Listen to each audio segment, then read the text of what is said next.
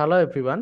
আজকে আমরা বুয়েট 19-20 সালের একটা কোশ্চেন দিয়ে সলভ শুরু করব। অ্যান্ড আমরা চতুর্থ অধ্যায় অর্থাৎ নিউটনিয়ান বলবিদ্যা অধ্যায়টাকে পুরোপুরিভাবে কমপ্লিট করব। নিউটনিয়ান বলবিদ্যা থেকে প্রতি বছর বুয়েট সহ সিকেরুয়েট সহ যে কোনো ইঞ্জিনিয়ারিং ইউনিভার্সিটিতে প্রচুর প্রচুর কোশ্চেন আসে। সো এই অধ্যায়টা আমরা একটু ভালো মতো করার চেষ্টা করব। তো আমাদের যেই প্রথম কোশ্চেনটা আছে সেখানে বলছে যে 0.56 কেজি ভর বিশিষ্ট একটি মিটার স্কেল। আচ্ছা, একটা মিটার স্কেলের 20 সেন্টিমিটার চিহ্নিত দাগের লম্ব অক্ষের সাপেক্ষে মিটার স্কেলটির ঘূর্ণন জড়তা নিরূপণ করো। স্কেলটিকে একটি পাতলা রড হিসাবে বিবেচনা করো। আচ্ছা, তার মানে আমরা স্কেলটার প্রস্থ নিয়ে মাথা ঘামাবো না, শুধুমাত্র দৈর্ঘ্য নিয়ে মাথা ঘামাবো। তার আগে আমি একটু বলে রাখি আসলে ঘূর্ণন জড়তা বলতে আমাদের কি ব্যাপার বের করতে হবে। আসলে আমাদের জড়তার ভ্রামক, অর্থাৎ কোন একটা নির্দিষ্ট দূরত্ব রেখে যখন আমরা কোন একটা বস্তুর ক্ষেত্রে স্পিন করি অর্থাৎ তাকে ঘোরাই, তখন আসলে সেই বস্তুর জড়তার ভ্রামক আমরা বের করতে পারি বা মোমেন্ট অফ ইনার্শিয়া আমরা বের করতে পারি। এখন দেখো, আমাদের ঘূর্ণন অক্ষ যত দূরে হবে বস্তুটার ভর কেন্দ্র থেকে, আমাদের কিন্তু জড়তা তত বেশি হওয়া শুরু করবে। এবং আমরা জানি যে কোন একটা যদি দণ্ড থাকে এবং সেই দণ্ডের একদম মাঝ বরাবর যদি আমরা কোন একটা বিন্দু নিই, যেটাকে আমরা চিন্তা করতেছি যে এই বড় দণ্ডটার ভর কেন্দ্র হচ্ছে এইটা, তাহলে এই ভর কেন্দ্র দিয়ে যদি আমরা তাকে লম্ব অপেক্ষের সাপেক্ষে ঘোরাতে থাকি অর্থাৎ এইভাবে স্পিনটা করতে থাকি, তাহলে আমাদের যে মোমেন্ট অফ ইনার্শিয়া থাকবে আমরা জানি যে সেটা আসলে কত হবে। আমাদের mL²/12 এর সমান হবে। তাহলে আমাদের এইটা কি আসলে, এটা আসলে আমাদের ঘূর্ণন অক্ষের সাপেক্ষে যে মোমেন্ট অফ ইনার্শিয়া আছে সেটা। এখানে এল এর মান কত, যেহেতু আমাদের বলছে মিটার স্কেল, তাহলে অবশ্যই অবশ্যই আমরা বুঝতে পারতেছি যে এই স্কেলটার পুরোটার দৈর্ঘ্য কত হবে, 1 মিটার। তাহলে এতটুকু আমরা ক্লিয়ার। আর আমরা যেহেতু প্রথমত আমরা ইনিশিয়াল পর্যায়ে কখনোই ডিরেক্টলি কোন একটা বিন্দু থেকে মোমেন্ট অফ ইনার্শিয়া নির্ণয় করতে পারি না, যেহেতু আমাদের ডিরেক্ট সূত্র নাই, সূত্র আসলে বা ইকুয়েশন আসলে দেওয়া নাই। তো সেই ক্ষেত্রে আমরা প্রথমে যেটা করছি, আমাদের ঘূর্ণন অক্ষটা রাখছি কোথায়, ভর কেন্দ্র বরাবর বা সেন্ট্রয়েড বরাবর। তাহলে আমাদের সেন্ট্রয়েডটা আসলে কত দূরে অবস্থিত, সেন্ট্রয়েডটা যে কোনো প্রান্ত থেকে আসলে 50 সেন্টিমিটার আসলে দূরত্ব অবস্থিত। অর্থাৎ এই প্রান্ত থেকে এই প্রান্তের দূরত্ব কত, 50 সেন্টিমিটার। তাহলে আমাদের এইখানে আমরা যে mL²/12টা পাবো সেটা আসলে কি হবে, এই ভর কেন্দ্র সাপেক্ষে ঘোরানো অবস্থায় আমাদের জড়তার ভ্রামকের পরিমাণ। কিন্তু আমাদের চেয়েছে কি, আমাদের চেয়েছে যে স্কেলের যে কোনো একটা পাশ থেকে 20 সেন্টিমিটার চিহ্নিত দাগের উপর। তাহলে আমরা ধরে নিলাম আমাদের 20 মিটার চিহ্নিত প্রান্ত হচ্ছে এইটা। তাহলে এইটা কত, এইখান থেকে এতটুকু কত আমাদের 20 সেন্টিমিটার। আর এইখান থেকে এতটুকু কত, 30 সেন্টিমিটার। তাহলে আমরা বুঝতে পারতেছি যে আমরা ভর কেন্দ্র থেকে কিন্তু কত দূরে নিয়ে গেছি, 30 সেন্টিমিটার একটা ডিস্টেন্সে নিয়ে যে তারপর এই অক্ষের সাপেক্ষে বস্তুটাকে আমরা ঘুরিয়ে যাচ্ছি। তাহলে অবভিয়াসলি অবভিয়াসলি আমাদের এখানে কি করতে হবে, সমান্তরাল অক্ষ এর সূত্র ইউজ করতে হবে।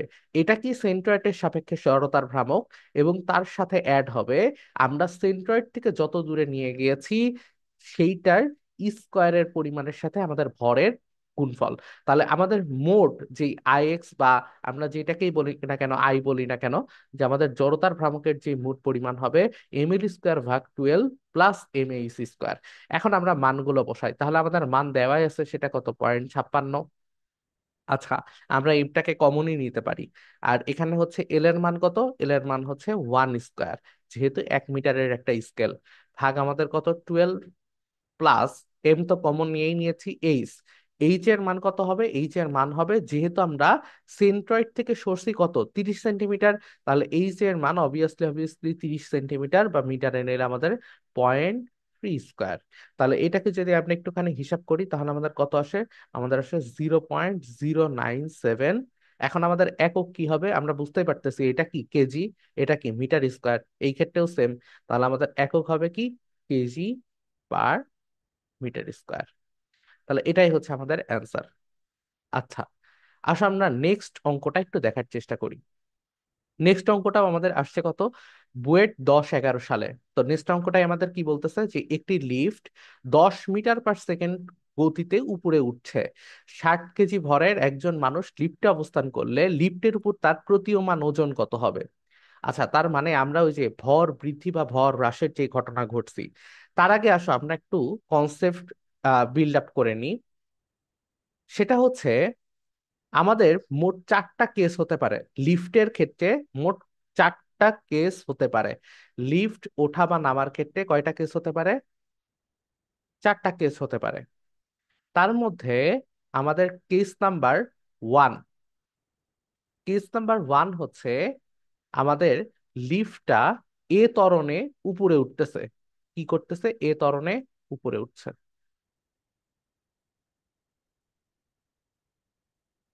তাহলে দেখো, যদি এ ত্বরণে সে উপরে উঠে, তাহলে এই হচ্ছে আমাদের সেই লিফট।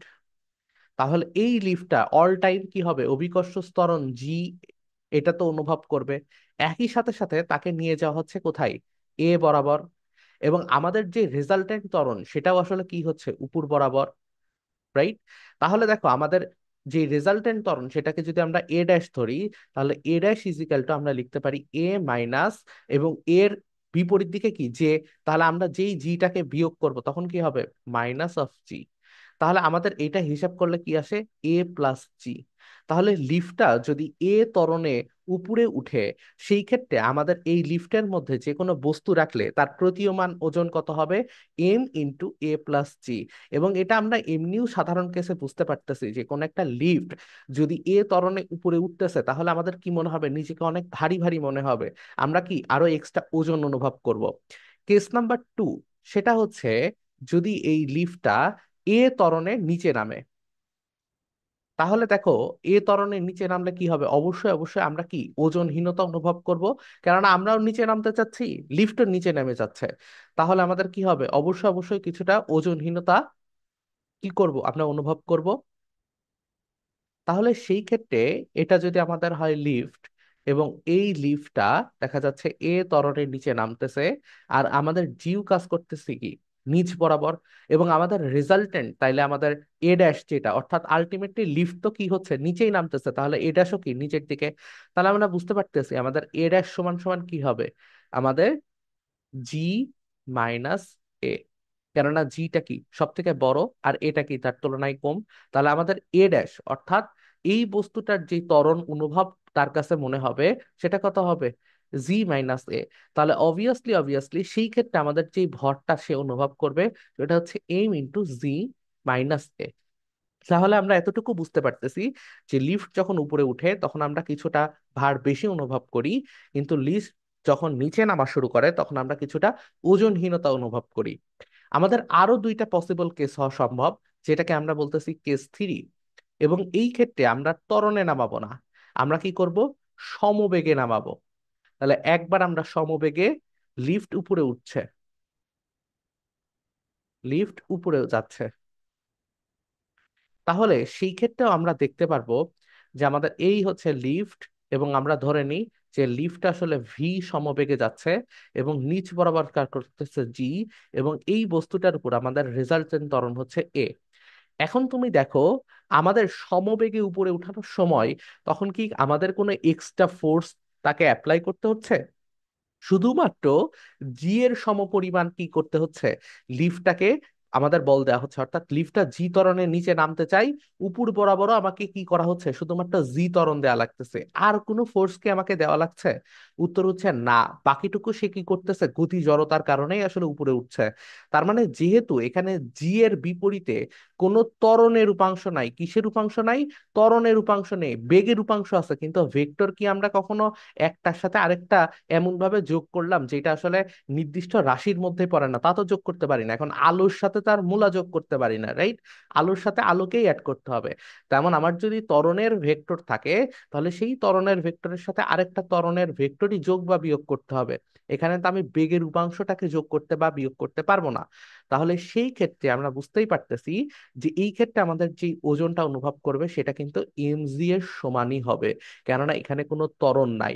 তার মানে সমবেগে উপরে যাওয়ার ক্ষেত্রে আমার কিন্তু যেহেতু কোনো এক্সট্রা ত্বরণ লাগছে না, সেক্ষেত্রে আমাদের ওজন কিন্তু এমজি এর সমানই সে কি করবে? অনুভব করবে। সেম ভাবে কেস নাম্বার ফোর হওয়া সম্ভব, যেটা হচ্ছে সমবেগে লিফট যদি নিচে নামে। এটা আই গেস তোমরা আগে থেকেই গেস করতে পারতেছো। সেটা কি? এই আমাদের লিফট সেই লিফটটা কি হচ্ছে, ভি সমবেগে নিচের দিকে নামছে। আমাদের জি কাজ করতেছে নিচের দিকে, রেজাল্টেন্ট ত্বরণ নিচের দিকে। এবং আমরা বুঝতেই পারতেছি এই বস্তুটা যদি থাকে, তাহলে নিচে নামার জন্য তাকে আলটিমেটলি কি কোনো ধরনের আমাকে ফোর্স অ্যাপ্লাই করতে হচ্ছে না। তাহলে সেই ক্ষেত্রে এই বস্তুটা আসলে কি পরিমাণ ওজন অনুভব করবে, যেহেতু এ ইজিক্যাল টু জি বা এ ড্যাশ বলতে পারি, যেহেতু আমরা এতক্ষণ ধরে রেজাল্টেন্ট এ ড্যাশ ধরছি। তো এ ড্যাশ ইজিক্যাল টু যেহেতু জি, তাহলে সেই ক্ষেত্রে আমাদের ওজন কিন্তু এই ক্ষেত্রেও এমজি অনুভব করবে। তাহলে সমবেগে লিফট নিচে নামুক অথবা উপরে উঠুক, কোনো ক্ষেত্রেই ওজনের বেশিও হবে না, কমও হবে না। কিন্তু যদি লিফট সমত্বরণে নিচে বা উপরে ওঠে, তখন আমরা ওজনহীনতা অথবা অতিরিক্ত ভার আমরা অনুভব করব। লিফট উপরে উঠলে বেশি ভারী মনে হবে, লিফট নিচে নামলে কম ভারী অনুভব হবে। এবং আমরা জাস্ট জি থেকে একবার সেই ত্বরণটা যোগ করব, একবার জি থেকে সেই ত্বরণটা বিয়োগ করব। এখন আমরা আসো, যেহেতু আমাদের এখানে কি বলছে দেখো তো, যে 10 মিটার পার সেকেন্ড গতিবেগে উপরে উঠছে, তাহলে এই ইনফরমেশন আমার দরকারই নাই। যেহেতু এটা কি সমবেগ, মিটার পার সেকেন্ড তাই না, বেগ, তাহলে সমবেগ, তাহলে আমার প্রতীয়মান ওজন কত হবে, 60 গুণ 9.8। তাহলে আমাদের মান কত আসে, আমাদের মান আসে 588 নিউটন। তাহলে আমাদের উত্তর হচ্ছে এটা। আশা করি তোমরা সবাই ক্লাসটা বুঝতে পেরেছো। নেক্সট ভিডিওগুলোতে আমরা বুয়েট সহ, সিকেরুয়েট সহ, ঢাবি সহ, বুটেক সহ, এমআইএসটি সহ যত ধরনের ইঞ্জিনিয়ারিং কোশ্চেন আছে সলভ করার চেষ্টা করব। এবং অবশ্যই অবশ্যই তোমাদের যদি ভালো লাগে তাহলে ভিডিওটা শেয়ার করে দিও। এটা আমাদের আরো বেশি অনুপ্রেরণা দিবে তোমাদের প্রতিনিয়ত যেন আমরা ভিডিওগুলো পাবলিশ করতে পারি। সবাইকে অসংখ্য ধন্যবাদ।